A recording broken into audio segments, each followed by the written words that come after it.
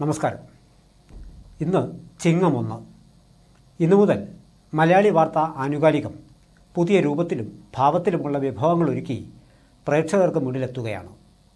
ആനുകാലിക സംഭവങ്ങളെ ആസ്പദമാക്കിയുള്ള ചർച്ചകളായിരിക്കും ഇന്നു മുതൽ മലയാളി വാർത്ത ആനുകാലികം ചാനലിൻ്റെ മുഖ്യ സവിശേഷത. സാമൂഹ്യവും രാഷ്ട്രീയവുമായ സംഭവ വികാസങ്ങളെ വിലയിരുത്തിക്കൊണ്ടുള്ള ചർച്ചകൾ, വിശകലനങ്ങൾ, സംവാദങ്ങൾ, നിരീക്ഷണങ്ങൾ, വിദഗ്ധരുമായുള്ള അഭിമുഖങ്ങൾ എന്നിവയ്ക്കാകും മുൻതൂക്കം. പ്രശസ്തർക്കും പ്രമുഖർക്കും പ്രഗത്ഭർക്കും ഒപ്പം മാറ്റി നിർത്തപ്പെട്ടവരുടെ അഭിപ്രായത്തിനും കൂടിയുള്ള വേദിയാകും ഇന്നു മുതൽ ആനുകാലികം. കൺവേർജന്റ് ജേർണലിസത്തിൻ്റെ ഈ കാലഘട്ടത്തിൽ സോഷ്യൽ മീഡിയ പ്ലാറ്റ്ഫോമുകൾക്ക് വ്യത്യസ്തവും ആഴവുമുള്ള സ്വാധീനമാണുള്ളത്. സമൂഹത്തിലെ സർവ്വവിഭാഗങ്ങൾക്കും അറിവും ആനന്ദവും പകരുന്ന വിഭവങ്ങളാണ് ഞങ്ങളുടെ ലക്ഷ്യം. ആഴവും പരപ്പുമുള്ള വിഷയങ്ങൾ ഓരോന്നും അർഹിക്കുന്ന ഗൗരവത്തിൽ ചായ്വും ചരിവുമില്ലാതെ ഞങ്ങൾ നിങ്ങളിലെത്തിക്കും. പരസ്യം പ്രതീക്ഷിച്ച് പിന്നാമ്പുറ കഥകൾ പറയാതിരിക്കില്ല. അറിയാ കഥകൾ പ്രേക്ഷകരിലെത്തിച്ച് അറിയാനുള്ള പൗരൻ്റെ അവകാശം ഞങ്ങൾ ഉറപ്പാക്കും. കൂവാത്ത കുയിലുകളെ ഒന്ന് ഓർത്തു നോക്കൂ, ചിലയ്ക്കാത്ത പക്ഷികളെ ഓർത്തു നോക്കൂ, തരാതരം പോലെ കുരയ്ക്കുന്ന നായ്ക്കളെ ഓർത്തു നോക്കൂ, സത്യം പറയാൻ അറയ്ക്കുന്ന മുഖ്യധാര എന്ന് അവകാശപ്പെടുന്ന മാധ്യമങ്ങളെ ഓർത്തു നോക്കൂ. തൊട്ടുകൂടായ്മയും തീണ്ടിക്കൂടായ്മയും നാട്ടിലിപ്പോൾ ഓൺലൈൻ മാധ്യമങ്ങളോട് മാത്രമാണ് എന്നതല്ലേ ശരി? മുഖ്യധാരാ മാധ്യമങ്ങളുടെ നിർവചനം പോലും മാറേണ്ട കാലം അതിക്രമിച്ചിരിക്കുന്നു.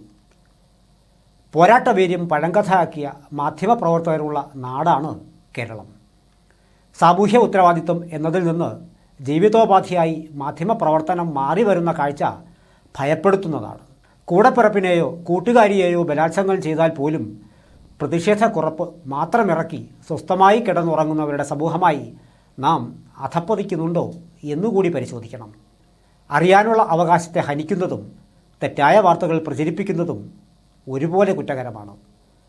ധനാഢ്യർക്കെതിരെയും പാവപ്പെട്ടവനെതിരെയുമുള്ള വാർത്താവിതരണത്തിൽ സത്യസന്ധതയോടെയുള്ള തുല്യരീതി വേണം എന്നർത്ഥം. പലരും പക്ഷേ അത് നൽകുന്നില്ല എന്നതും സത്യമാണ്. മാധ്യമം ഏതുമാകട്ടെ, സാമൂഹ്യ ഉത്തരവാദിത്വത്തോടെ കലർപ്പില്ലാത്ത വാർത്തകൾ ആൾക്കാരിൽ എത്തിക്കുന്നതിന് ശ്രമിക്കുന്നവർക്കൊപ്പം ആൾക്കാർ ചേർന്നു നിൽക്കും. അതുതന്നെയാണ് വേണ്ടതും. ഞങ്ങളുടെ കാഴ്ചപ്പാടിലും അവതരണത്തിലും നിരീക്ഷണങ്ങളിലും വിലയിരുത്തലുകളിലും അപാകതകൾ ഉണ്ടായേക്കാം. തിരുത്തേണ്ടതാണെങ്കിൽ അതും ഞങ്ങളുടെ ഭാഗത്തു നിന്നുണ്ടാകും. ലാഭദോഷങ്ങൾ കണക്കാക്കാതെ സത്യം വിളിച്ചു പറയുന്നത് സാമൂഹ്യ ഉത്തരവാദിത്തമാണ്. നാളിതുവരെ മലയാളി വാർത്ത പിന്തുടർന്നു വന്ന ഇതേ പാതയിൽ പുതിയ രൂപത്തിൽ ഇന്നു മുതൽ സഞ്ചരിക്കാൻ ഒരുങ്ങുകയാണ് മലയാളി വാർത്ത ആനുകാലികം. രാജ്യത്തിനകത്തും പുറത്തും നിന്ന് വെല്ലുവിളികൾ നേരിടുന്ന സമയമാണ് ഇതെന്ന് 78ാമത് സ്വാതന്ത്ര്യദിനത്തിലും പ്രധാനമന്ത്രി പറഞ്ഞതിൽ നിന്ന് നാം മനസ്സിലാക്കേണ്ടുന്ന കാര്യങ്ങൾ പലതാണ്. ദേശീയതയെ ചോദ്യം ചെയ്യുന്ന പലതിൻ്റെയും അടിവേരുകൾ നമ്മുടെ രാജ്യത്ത് ഇനിയും അവശേഷിക്കുന്നു എന്നത് ദൗർഭാഗ്യകരമായ ഒരു വസ്തുതയാണ്.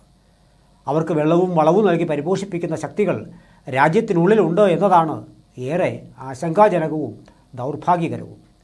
ഒക്കെ അതിജീവിക്കാനുള്ള കരുത്തും ആർജവവും നാം ഭാരതീയർക്കുണ്ട്. താൽപ്പര്യങ്ങളുടെ വേലിയേറ്റത്തിൽ അത്ര കണ്ട് ദൃശ്യമാകാത്ത വിധത്തിൽ, അല്ലെങ്കിൽ ആഴത്തിൽ മുങ്ങിത്തപ്പിയാൽ മാത്രം കണ്ടെടുക്കാവുന്ന രീതിയിൽ ഒളിഞ്ഞുകിടക്കുന്ന ചില വാർത്തകൾ അപ്രധാനമായി നൽകി കടമ നിറവേറ്റുന്നവരുടെ പട്ടികയിൽ നിന്ന് വ്യത്യസ്തമായി പലതുണ്ട് പറയാൻ.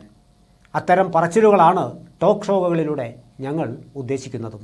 മുഖ്യധാരാ മാധ്യമങ്ങൾ മറച്ചു പിടിച്ച പല സംഭവങ്ങളും മലയാളി വാർത്ത പലകുറി വിളിച്ചു പറഞ്ഞിട്ടുണ്ട്. ഓൺലൈൻ മാധ്യമങ്ങൾ നമുക്ക് തരുന്ന സ്വാതന്ത്ര്യവും സൗകര്യവും ഉത്തരവാദിത്ത ബോധത്തോടും പരിപാവനതയോടും സംരക്ഷിക്കുന്ന ഔന്നത്യമുള്ള മാധ്യമപ്രവർത്തനം ഉറപ്പാക്കുന്ന ഞങ്ങളുടെ ടോക്ക് ഷോകൾക്ക് നിങ്ങളുടെ പിന്തുണയുണ്ടാകണം. മത്സരിക്കാനല്ല, നാട്ടിലെ ചുരുക്കം ചില മാധ്യമങ്ങളെപ്പോലെ ഔന്നത്യമുള്ള മാധ്യമപ്രവർത്തനം ഉറപ്പാക്കലാണ് ഞങ്ങളുടെയും ശ്രമം. നാളിതുവരെ മലയാളി വാർത്തയ്ക്ക് പിന്തുണ തന്ന ലക്ഷക്കണക്കിന് പ്രേക്ഷകരുടെ ആശീർവാദവും അനുഗ്രഹവും ഞങ്ങൾക്കുണ്ടാകണം. തുടർന്നു വരുന്ന വീഡിയോകൾ കാണാൻ ഒരിക്കൽ കൂടി ഞങ്ങൾ അഭ്യർത്ഥിക്കുന്നു.